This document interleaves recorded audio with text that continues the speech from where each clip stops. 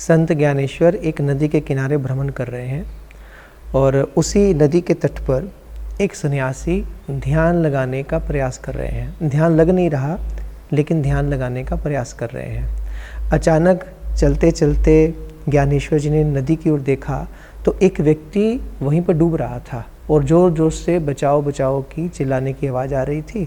और जैसे ही संत ज्ञानेश्वर ने देखा तो नदी में कूद पड़े और उस व्यक्ति को बचाकर बाहर लेकर आए और उसे सुरक्षित वहाँ पर बिठाकर फिर जो ध्यान लगाने का प्रयास कर रहा है सन्यासी, उसके पास ज्ञानदेव जाते हैं।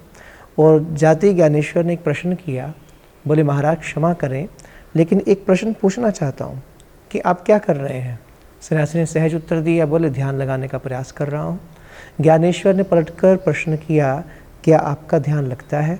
सन्यासी ने कहा, नहीं, ध्यान तो नहीं लगता, मन इधर उधर भटकता रहता है, बहुत प्रयास करता हूँ, उसके बाद भी मन वापस नहीं आता। ज्ञानेश्वर मुस्कुराए, बोले आपका ध्यान लग भी नहीं सकता। बोले किस लिए?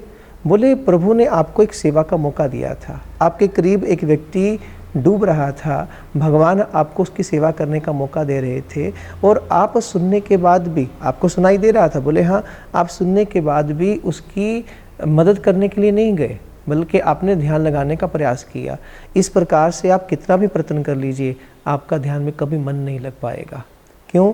क्योंकि किसी की सेवा करना हृदय सहज बनता है और आपको ध्यान के अंदर प्रविष्ट करवाने के लिए वो आपके लिए सबसे अधिक उपयोगी होगा। जैसे ध्यान दीजिए, हमारे पड़ोस में कोई व्यक्ति भूखा सो रहा हो, हमारे पड़ोस में कोई व्यक्ति बहुत दुखी हो, बहुत अधिक वेदना से भरा हुआ हो, एक वक्त भी उसको भोजन ना मिलता हो और उसके बच्चे, वो परिवार यूं ही भूखे सो जाता हो और आप अपने घर में बैठकर भगवान की पूजा कर रहे हैं, अर्चना कर रहे हैं, तो समझ लीजिएगा कि अगर एक भी व्यक्ति दुखी है तो जिसकी पूजा अर्चना आप कर रहे हैं वो व्यक्ति उसी की छवि ही है। क्योंकि भगवान सर्वेश्वर है, भगवान सर्व आत्मा है, भगवान कण कण में व्यापक है। किसी दीन दुखी की सेवा करके आपके मन में जो शीतलता मिलती है, आपके मन में जो आनंद मिलता है, आप विचार कीजिएगा।